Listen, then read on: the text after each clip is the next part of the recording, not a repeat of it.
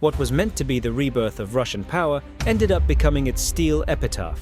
When Putin unveiled the T-90M Proryv, he promised it would be impossible to destroy. But in October of 2025, those tanks were wiped off the map within hours, victims of the same fatal flaw that doomed their Soviet predecessors. Now, across the plains of Ukraine, what we see is not power, but the collapse of a superpower desperately trying to resurrect the past. Today, you're going to find out how Russia's military jewel became the most expensive symbol of its own failure.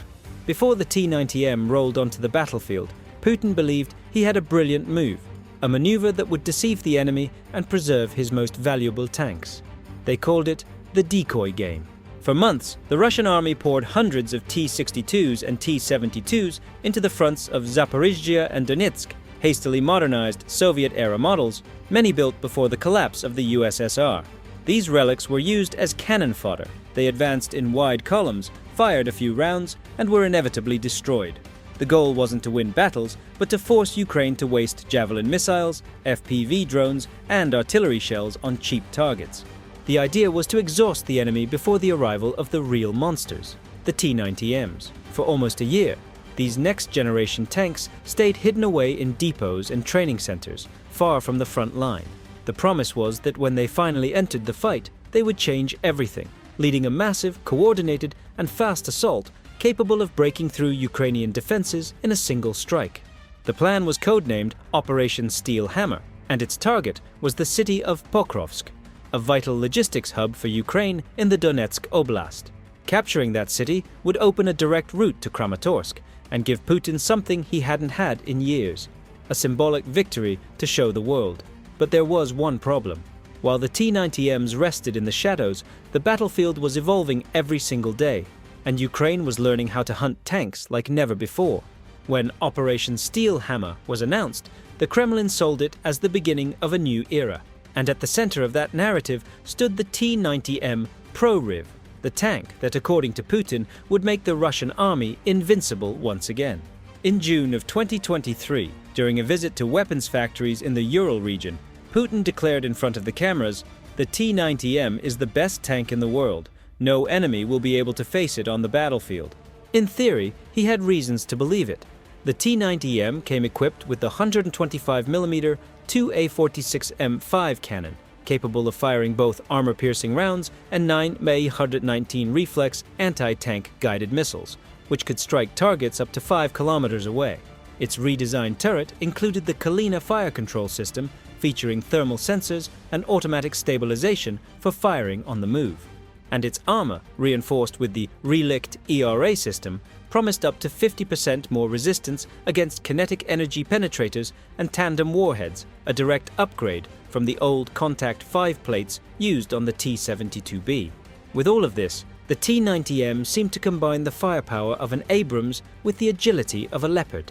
The vehicle could reach 60 km per hour on flat terrain, operated with a 3-man crew, and featured integrated digital communication systems, something rare among Russian armored vehicles. In state propaganda, it was described as the perfect predator, the symbol of Russian military technology finally standing on par with the West. But a closer look revealed the contradiction. Beneath the new armor plates and modern sensors, the T-90M was still a design from the 1990s, a direct descendant of the T-72B, a Soviet tank conceived back in the 1980s. The chassis, the internal layout, and even the autoloading system were basically the same, inheriting the same well-known weaknesses: ammunition stored beneath the turret floor and a vulnerable reload compartment. A single side penetration was enough to turn the vehicle into a 40-ton explosion of metal and fire. The same fate that had already destroyed hundreds of T-72s in Chechnya and Syria. While the Kremlin showed off rehearsed videos of T-90Ms crossing training fields to the sound of applause, Ukraine was studying every detail of that machine. And when the time finally came to put it to the test, the so-called best tank in the world faced a battlefield filled with sensors, drones, and tactics that had evolved far faster than Russian design ever did. When the early hours of October 9, 2025 began over Donetsk, the Russian General Staff believed they were about to announce a historic victory. The offensive to capture Pokrovsk, the logistical heart of Ukraine in the region, was meant to prove that the T-90M was more than just propaganda. At 5:47 in the morning, a force of 36 tanks crossed the line of contact, advancing through the southern corridor of the city. At the front, 3 T-90M Proryv tanks led the attack, followed by columns of BMP-3s, BTR-82As, and armored motorcycle units, a new Russian tactic for fast reconnaissance and light assault. The plan was to break through Ukrainian defenses in a single strike and capture the central railway station before noon. But what seemed like a lightning advance lasted less than 20 minutes. The terrain ahead of Pokrovsk had been turned into a minefield. For weeks, Ukrainian engineers had mapped every approach route and installed layers of TM-62 anti-tank mines, seismic sensors, and thermal decoys to confuse Russian detectors. Behind those layers, FPV drones waited in silence, guided by observers from the 47th Mechanized Brigade, soldiers trained to destroy tanks the moment they moved. At 5:59, the first T-90M hit a side mine while trying to bypass a blocked section. The explosion tore off part of its side armor and immobilized the tank.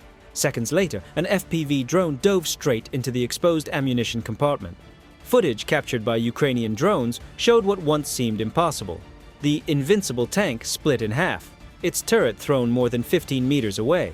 The following tanks tried to maneuver along the flanks but ran into more mines and coordinated artillery fire. 155mm Bodana howitzers began striking the retreat routes, while captured and reprogrammed Lancet drones were turned by the Ukrainians against their former owners. In just 7 minutes, the offensive had turned into a full-scale ambush. At the center of the attack, a second T-90M was hit by 2 FPV drones, one striking the rear, the other landing directly on the commander's hatch. The internal ammunition ignited, and once again, the best tank in the world exploded in seconds. The third T-90M tried to retreat under a smokescreen, but was tracked by a Warmate 2 drone launched from 14 kilometers away. The projectile dove precisely into the exposed engine, sealing the fate of the last tank in the vanguard. In less than 30 minutes, 20 Russian vehicles were destroyed. Communications between units collapsed after a Ukrainian drone destroyed the battalion command vehicle. Without coordination, what remained of the force tried to flee south, only to come under artillery fire adjusted by Bayraktar TB2 drones. The result was devastating: 107 Russian soldiers killed, 51 wounded, and a full withdrawal before 9 o'clock that morning. Pokrovsk remained untouched, while the wreckage of Operation Steel Hammer smoldered under Ukrainian cameras. That battle, which was supposed to prove the strength of the T-90 AIM, ended up proving the exact opposite, exposing all of its weaknesses and the failure of a military doctrine that can no longer keep up with its own time. The images that spread after the Battle of Pokrovsk left no room for doubt. The T-90Ms had met the same tragic fate as their Soviet ancestors: turret blown off, hull engulfed in flames, and no visible survivors. But what many saw only as destruction was, in fact, the clearest proof of an engineering flaw Russia never fixed. The heart of the problem lies in something Soviet designers once called the autoloader, the automatic ammunition loading system inherited from the T-72. To save space and reduce the crew from 4 men to 3, the projectile and its propellant charge were placed beneath the turret floor inside a rotating carousel. In theory, this made the tank more compact and cheaper to produce. In practice, it created a ticking time bomb. Unlike Western tanks, such as the M1 Abrams and the Leopard 2, the T-90M has no physical partition between the crew and the ammunition. That means when a projectile penetrates the side armor or the top of the turret, the heat wave directly hits the propellant charges. The result is catastrophic. The entire carousel detonates at once, and the turret is blown dozens of meters into the air, a phenomenon so common it earned a nickname among Ukrainian soldiers: the Jack-in-the-Box syndrome. During the first months of 2024, this flaw became a systematically exploited weakness. In January, FPV drones from the 59th Brigade struck 2 T-90Ms near Avdiivka. The drones were guided toward the top of the turret at the junction of the composite armor, the exact point where heat passes through the compartment and reaches the carousel. The first tank exploded in less than 3 seconds. The second spun its turret completely before being swallowed by a fireball. The videos spread across military channels, and the phenomenon began to be studied by Ukrainian engineers themselves. In May of the same year, another incident confirmed the flaw. During a battle near Kreminna, a T-90M was hit by an FGM-148 Javelin anti-tank missile on the turret roof. Even without a full penetration, the impact generated enough heat to ignite the propellant charges inside the carousel. The turret spun violently, as if the tank were trying to resist, before being thrown entirely off the hull. The crew didn't even have time to open the hatches. These cases showed that it wasn't bad luck.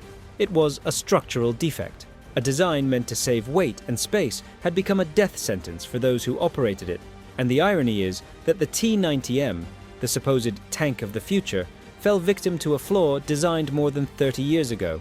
While propaganda kept portraying the Proryv as a technological masterpiece, the battlefield proved the opposite. Inside, it was nothing more than a T-72 with modern makeup, and a fatal flaw that no amount of armor could ever hide. The T-90M was born to be the pride of Russia's military industry, but it ended up becoming the mirror of its greatest flaw, an overconfidence in outdated technology. What was sold as the pinnacle of Russian engineering turned out to be nothing more than a rehash of old Soviet concepts, incapable of keeping up with the pace of modern warfare. And this failure doesn't affect only the battlefields of Ukraine. It directly strikes at Russia's image as a global arms supplier. Even before the invasion, India, the main customer for the T-90, had already complained about chronic issues, from overheating to inefficient optical systems under extreme heat.